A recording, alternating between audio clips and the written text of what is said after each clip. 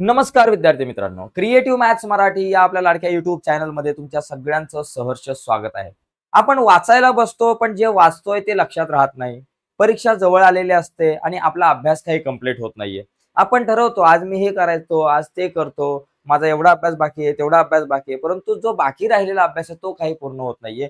तर तो कसा पूर्ण होईल आणि वाचताना तुमची एकाग्रता कशी टिकून राहील या संदर्भात 5 काही सोपे उपाय मी तुम्हाला सांगणार आहे. आता ते उपाय कुठून आणले, कसे आणले त्यावरती थोडीशी चर्चा करूयात. रोहित नावाचा एक विद्यार्थी होता मित्रांनो. तर त्या विद्यार्थ्याला गणितामध्ये आणि इतर सगळ्या विषयांमध्ये ॲव्हरेज मार्क मिळायचे. काही जास्त मार्क मिळत नव्हते. पासिंग पुरते मार्क मिळायचे. 3 महिने परीक्षेला बाकी असतात आणि 3 महिने बाकी असताना त्याच्या समोर एक मोठा प्रश्न उभा राहतो. तो जे वाचतोय ते काही त्याच्या लक्षात राहत नाहीये किंवा अभ्यास करत असताना त्याचं मन एकाग्र होत नाहीये. वेगवेगळे विचार मनामध्ये येतात. बऱ्याचशा गोष्टी त्याला डिस्टर्ब करत असतात. मग आता याच्यातून कसं बाहेर पडायचं? कारण परीक्षेला 2-3 महिने बाकी आहेत, तर या 2-3 महिन्यामध्ये माझा चांगला अभ्यास झाला पाहिजे आणि याच्यासाठी एकाग्रता कशी वाढवायची आणि एकाग्रतेने मी अभ्यास कसा करू? हा प्रश्न त्याच्या मनामध्ये पडला. मग तो त्याच्या शिक्षकांकडे गेला, गुरुजींकडे गेला आणि गुरुजींना विचारलं, "सर माझा असा-असा प्रश्न आहे." आणि मग गुरुजींनी त्याला एक 5 महत्त्वाच्या टिप्स दिल्या गुरुजींनी. आणि त्या 5 महत्त्वाच्या टिप्स दिल्यानंतर त्या 5 महत्त्वाच्या टिप्स फॉलो करून त्यानं अभ्यास केला आणि परीक्षेमध्ये तो दुसऱ्या क्रमांकाने पास झाला. म्हणजे ॲव्हरेजमध्ये पास होणारा विद्यार्थी तो दुसऱ्या क्रमांकाने पास झाला. तो कसा पास झाला? नेमक्या कुठल्या त्या टिप्स होत्या? त्या टिप्सवरती आज आपण चर्चा करूयात. तर जाऊयात पटकन पुढं. पुढे जाण्याच्या अगोदर एक छोटीशी रिक्वेस्ट आहे. नवीन असाल चॅनलवर, अजूनपर्यंत चॅनल सबस्क्राईब नसेल केला, तर आत्ताच आपला चॅनल सबस्क्राईब करा आणि त्या बाजूला असलेलं बेलचं बटन दाबायला विसरू नका. तर त्या टिप्स बघा मित्रांनो तुमच्या समोर आहेत. सगळ्यात महत्त्वाची टिप्स आता इथं आपल्याला दिसेल. ही बघा. पहिला मुद्दा म्हणजे तुमच्या अभ्यासाची जागा. मित्रांनो रोहितनं काय केलं? पहिले अभ्यासाची जागा बदलली. अभ्यासाची जागा तुमची कुठे आहे? तुम्ही कुठं बसून अभ्यास करता ते महत्त्वाचं आहे. ज्या ठिकाणी तुम्ही अभ्यास करता ती जागा पहिली गोष्ट स्वच्छ पाहिजे, तिथं शांतता पाहिजे आणि तिथं पुरेसा प्रकाश पाहिजे. या 3 गोष्टी मित्रांनो तुम्ही फॉलो करा. तुम्ही ज्या ठिकाणी अभ्यासाला बसताय ती जागा शांत पाहिजे, स्वच्छ पाहिजे आणि पुरेसा तिथं प्रकाश पाहिजे. ओके, या 3 गोष्टी खूप महत्त्वाच्या आहेत. कारण कसं होतं माहिती आहे का? बऱ्याचदा आपले काही विद्यार्थी हॉलमध्ये अभ्यास करायला बसतात घराच्या आणि हॉलमध्ये बघितलं तर टीव्ही चालू असते. त्या टीव्ही सोबत घरातल्या माणसांची चर्चा चालू असते आणि आपण अभ्यास करतो. त्याच्यामुळे आपल्या अभ्यासातलं मन लागणार नाही. कारण आजूबाजूच्या ज्या काही गोष्टी आहेत त्या तुम्हाला डिस्टर्ब करत राहणार. त्या तुम्हाला विचलित करीत राहणार. मध्येच एखादा चांगला सीन आला एखाद्या पिक्चरचा तर तुम्ही अभ्यास सोडून त्या पिक्चरच्या सीनकडे बघणार. एखादं चांगलं गाणं आलं, तुम्ही अभ्यास सोडून त्या गाण्याकडे लक्ष द्याल किंवा कोणी घरामध्ये कुठून कुठून एखादा चांगला आवाज आला, कोणाचा आवाज आला, तर तुम्ही त्या आवाजाच्या दिशेने लक्ष द्याल. तर त्यामुळे लक्षात घ्या, जिथं अभ्यास करायला बसाल तिथं अजिबात कशाही प्रकारचा गोंगाट नकोय, तिथं टीव्ही नकोय, शांतता असली पाहिजे, स्वच्छता असली पाहिजे आणि पुरेसा प्रकाश असला पाहिजे. या गोष्टी मित्रांनो आपल्याला लक्षात ठेवणं गरजेचं आहे. त्याच्यानंतर अभ्यास आणि ब्रेक खूप गरजेचा आहे. अभ्यासामध्ये ब्रेक खूप गरजेचा आहे. तुम्ही सतत 4-4 तास बसून अभ्यास करताय. काही मुलांना सवय असेल तर ठीक आहे. पण सतत 4-4 5-5 तास बसून अभ्यास करा असं माझं म्हणणं नाहीये. अभ्यास करत असताना 1 तास अभ्यास झाला, की 5 ते 10 मिनिटाचा ब्रेक घ्या मित्रांनो. ब्रेक घ्या. थोडं ताजंतवानं व्हा.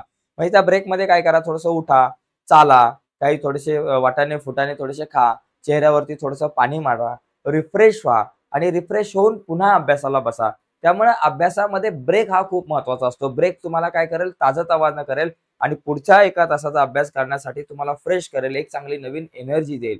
त्यामुळे अभ्यास करत असताना 1 तास अभ्यास झाला, की 5 ते 10 मिनिटाचा एक ब्रेक द्या मध्ये, जेणेकरून त्या ब्रेकमधून तुम्हाला एक चांगली एनर्जी मिळेल. ओके. तर हा एक दुसरा महत्त्वाचा मुद्दा होता. आणि मोबाईल पासून दूर. मित्रांनो रोहितने मोबाईल दूर ठेवला अभ्यास करत असताना. अभ्यास करत असताना ज्यावेळेस तुम्ही काही महत्त्वाच्या प्रश्नांची उत्तरं पाठ करताय, त्यावेळेस मोबाईल दूर ठेवा. कारण काय होतं माहिती आहे का? मोबाईल जर तुम्ही बाजूला ठेवला आणि तुम्ही अभ्यास करताय, मध्येच नोटिफिकेशन आलं, मध्येच WhatsAppचं नोटिफिकेशन आलं, मग तुमचं लक्ष त्या WhatsAppच्या नोटिफिकेशनकडे जातं आणि मग तुम्ही तो WhatsAppचा मेसेज वाचण्याचा प्रयत्न करता. त्याच्यानंतर मग मध्येच एखादा कॉल येतो, तो तुम्ही कॉल उचलण्याचा प्रयत्न करता. अभ्यासाच्या वेळेमध्ये अभ्यासच झाला पाहिजे. मोबाईल स्विच ऑफ केला पाहिजे, मोबाईल बंद करून ठेवला पाहिजे, सायलेंटवरती ठेवला पाहिजे. पण आपल्या आजूबाजूला तो मोबाईल अजिबात ठेवला नाही पाहिजे. ही गोष्ट लक्षात घ्या. अभ्यास करत असताना शेजारी मोबाईल नकोय. परंतु जर तुम्हाला YouTubeवरती एखादी तुम्ही व्हिडिओज बघत असाल, की बाबा मला गणिताची एखादी व्हिडिओ बघायची आहे, मला इतिहासाची एखादी व्हिडिओ बघायची आहे, तर ती व्हिडिओ बघण्यापुरताच मोबाईल सोबत ठेवा आणि ती व्हिडिओ बघायची म्हणजे व्हिडिओज बघायची. तुमचं टार्गेट जे तुम्ही डिसाईड कराल, की मोबाईलमधून मला गणिताचा सराव संच 4.1च बघायचा आहे. मग सराव संच 4.1 तुम्ही सर्च करायचा, तो बघायचा आणि 4.1 बघितल्यानंतर तुम्हाला इथं खाली कधी कधी सजेस्ट मध्ये वेगवेगळ्या प्रकारच्या व्हिडिओज येतात, कार्टूनच्या, तुमच्या आवडीच्या व्हिडिओ. तिथं अजिबात जायचं नाहीये. तुम्ही ठरवलंय बाबा मला या अर्ध्या तासामध्ये सराव संच 4.1 बघायचा, तर तेवढाच बघायचा, बाकी काहीच बघायचं नाही मित्रांनो. हे स्पष्टपणे लक्षात घ्या. नाहीतर काय होतं माहितीये का, अभ्यास करायला जातो, अभ्यासाची व्हिडिओ 1 बघतो आणि बिनकामाच्या व्हिडिओ आपण 10 बघतो. तर ही सगळ्यात महत्वाची टिप्स आहे. अभ्यास करताना मोबाईलचा वापर जो आहे तो शक्यतो करू नका. मोबाईल बाजूला ठेवा. ओके. त्याच्यानंतर पुढचा एक महत्वाचा आहे, मन शांत राहणं खूप गरजेचं आहे. तुम्ही घाईघाईमध्ये अभ्यासाला बसलात, कोणतरी ओरडलं आणि अभ्यासाला बसलात, तर अभ्यास अजिबात होणार नाहीये. अभ्यास करण्याच्या अगोदर मन शांत असलं पाहिजे. त्याच्यामुळे लक्षात ठेवायचं, जेव्हा तुम्ही अभ्यासाला बसाल त्याच्या 5 ते 10 मिनिटं अगोदर शांत बसायचंय, डोळे बंद करायचे आहेत आणि डोळे बंद करून थोडंसं ध्यान करायचं आहे, देवाचं नाव घ्यायचं आहे किंवा मनातल्या मनात उलटे आकडे मोजायचे आहेत. म्हणजे मन थोडंसं स्थिर करा किंवा डोळे बंद केल्यानंतर तुम्ही श्वास आतमध्ये घ्या, श्वास बाहेर सोडा डोळे बंद करून आणि तो श्वास ज्या पद्धतीने आतमध्ये जातोय, ज्या पद्धतीने तो बाहेर पडतोय त्याच्याकडे लक्ष द्या, त्या क्रियेकडे लक्ष द्या. जेणेकरून तुमचं मन जे आहे ते तुमच्या श्वासावरती पूर्णपणे कॉन्सन्ट्रेट होईल आणि मन थोडंसं शांत होईल. आणि मन शांत झालं की अभ्यास चांगला होतो. त्याच्यामुळे अभ्यास करण्याच्या अगोदर थोडंसं रिलॅक्स होणं खूप गरजेचं असतं मित्रांनो. त्यामुळे ही गोष्ट लक्षात ठेवा. आणि त्याच्यानंतर स्पष्ट लक्ष ठेवा. ध्येय म्हणजे लक्ष्य, टार्गेट तुम्ही स्पष्ट ठेवलं पाहिजे, की बाबा मला आजच्या या दिवसभरामध्ये मला एवढा अभ्यास करायचा आहे. नाहीतर नुसतं तुम्ही मला अभ्यास करायचा आहे, मग घेतला मराठी, 10 मिनिटांनी घेतला इतिहास, 15 मिनिटांनी घेतला भूगोल, असं नाही झालं पाहिजे. उद्याच्या दिवसभरामध्ये मला काय केलं पाहिजे, की उद्याच्या दिवसभरामध्ये मला सकाळी 2 तास मराठीचा अभ्यास करायचा, दुपारी 2 तास गणिताचा अभ्यास करायचा, संध्याकाळी 2 तास विज्ञानाचा विषय संपला. अशा प्रकारे तुम्ही ध्येय स्पष्ट करा. अभ्यासाचं वेळापत्रक बनवा. खूप महत्वाची गोष्ट आहे. अभ्यासाचं वेळापत्रक जर बनवलं, तर तुमचा अभ्यास जो आहे तो व्यवस्थित होतो. सगळ्या विषयांना समान न्याय मिळतो. म्हणजे कुठल्याही विषयाचा अभ्यास राहत नाही. वेळापत्रक बनवतानाच असं बनवायचं, की कुठल्याही विषयावर अन्याय झाला नाही पाहिजे आणि कुठल्याही विषयाला जास्त महत्त्व नाही दिलं पाहिजे. सगळ्या विषयांना समान महत्त्व दिलं पाहिजे. सगळ्या विषयांचा अभ्यास झाला पाहिजे असं वेळापत्रक बनवा. म्हणजेच एक स्पष्ट असं ध्येय ठेवा, लक्ष ठेवा आणि त्या वेळापत्रकाला फॉलो करा. त्या वेळापत्रकाला जर तुम्ही फॉलो केलं, की तुमचा आत्मविश्वास वाढेल, तुमचं कॉन्सन्ट्रेशन नक्कीच वाढेल. तर या काही 5 गोष्टी होत्या ज्या तुमचं कॉन्सन्ट्रेशन वाढवायला खूप मदतगार ठरणार होत्या. आता याच्यानंतर जर मित्रांनो तुम्ही 10वी ला असाल, आपले बरेचसे विद्यार्थी 10वी ला आहेत आणि 10वी मध्ये तुम्हाला गणित भाग 1 आणि 2 मध्ये जर कमी मार्क मिळत असतील, तर काळजी करू नका मित्रांनो. तुमच्यासाठी आपण गणित भाग 1 आणि 2 साठी एक स्पेशल आपण कोर्स बनवलाय. 1 आणि 2च्या व्हिडिओचा एक स्पेशल कोर्स बनवलाय आपल्या ॲपवर. ॲपचं नाव आहे क्रिएटिव्ह मॅथ्स मराठी. या ॲपवर गणिताचा एक स्पेशल कोर्स बनवलाय. या कोर्समध्ये आपण काय केलंय, गणित भाग 1 आणि 2च्या प्रत्येक प्रत्येक प्रकरणावरती 3 ते 4 व्हिडिओज बनवलेले आहेत आणि या व्हिडिओमध्ये काय केलंय, आतापर्यंत बोर्डाच्या परीक्षेला आलेल्या सगळ्या इम्पॉर्टंट प्रश्नांवर चर्चा केली.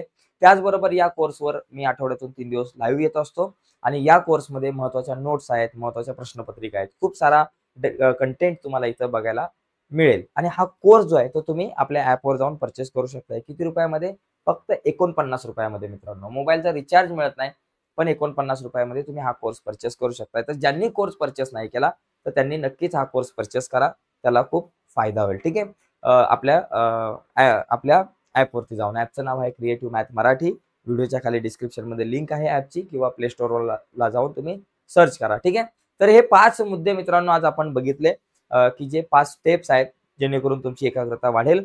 आता याचबरोबर मित्रांनो, जर तुम्हाला एकाग्रता वाढल्यानंतर तुमचा अभ्यास चांगला होईल, पण अभ्यास नेमका काय करायचा आणि परीक्षेचा काळ जर जवळ आला, तर प्रश्नपत्रिकाचा सराव सुद्धा खूप महत्त्वाचा असतो. संपूर्ण तुमची उजळणी झाल्यानंतर प्रश्नपत्रिकाचा सराव हा इम्पॉर्टंट आहे. तर या प्रश्नपत्रिकांचा सराव करण्यासाठी तुमच्याकडे प्रश्नपत्रिका असणं गरजेचं आहे किंवा इम्पॉर्टंट नोट्स असणं गरजेचं आहे. तर या इम्पॉर्टंट नोट्स आणि प्रश्नपत्रिका तुमच्यासाठी फ्रीमध्ये अवेलेबल आहेत एका वेबसाईटवरती. तर या तुम्ही फ्रीमध्ये कुठून आणि कशा डाउनलोड करू शकता हे मी तुम्हाला दाखवतो. यासाठी आता आपण आपल्या कम्प्युटरच्या स्क्रीनवरती जाऊ आणि कम्प्युटरच्या स्क्रीनवरती जाऊन बघूयात आपण इम्पॉर्टंट नोट्स आणि इम्पॉर्टंट प्रश्नपत्रिका ज्या आहेत त्या तुम्ही कशा प्रकारे डाउनलोड करू शकता. तर आता मित्रांनो आपण कम्प्युटरच्या स्क्रीनवरती जाऊ. एका मिनिटात मी तुम्हाला आता आपल्या कम्प्युटरच्या स्क्रीनवरती नेतो. पण त्याच्या अगोदर एक लक्षात घ्या, बरेच मुलं नवीन आहेत आपल्याकडे. जे नवीन आहेत आणि अजूनपर्यंत तुम्ही आपला चॅनल सबस्क्राईब नसेल केला मित्रांनो, तर आत्ताच चॅनल सबस्क्राईब करून त्या बाजूचं बेलचं बटन दाबायला विसरू नका. बघा मित्रांनो, सगळ्या बोर्डाच्या आतापर्यंत बोर्डाच्या परीक्षेला आलेल्या सगळ्या महत्त्वाच्या प्रश्नपत्रिका, सगळ्या विषयांच्या प्रश्नपत्रिका तुम्हाला डाउनलोड करायच्या असतील तर गुगलवरती जाऊन टाईप करायचं जुन्या प्रश्नपत्रिका, जुन्या प्रश्नपत्रिका, प्रश्नपत्रिका असं टाईप करायचंय. हे टाईप केल्यानंतर बघा इथं क्रिएटिव्ह मॅथ्स मराठी 10वी बोर्ड परीक्षा जुन्या प्रश्नपत्रिका असं येईल. यावर क्लिक करायचं आहे.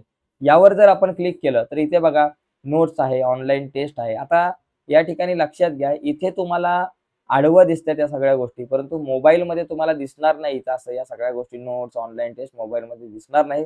मोबाईलमध्ये उजव्या बाजूला 3 आडव्या रेषा असतील बघा उजव्या बाजूला, त्या 3 आडव्या रेषांवर क्लिक केलं की तुम्हाला या सगळ्या गोष्टी दिसतील. याच्यामध्ये नोट्सवर क्लिक केलं की तुम्हाला सगळ्या गोष्टी तुम्हाला दिसतील.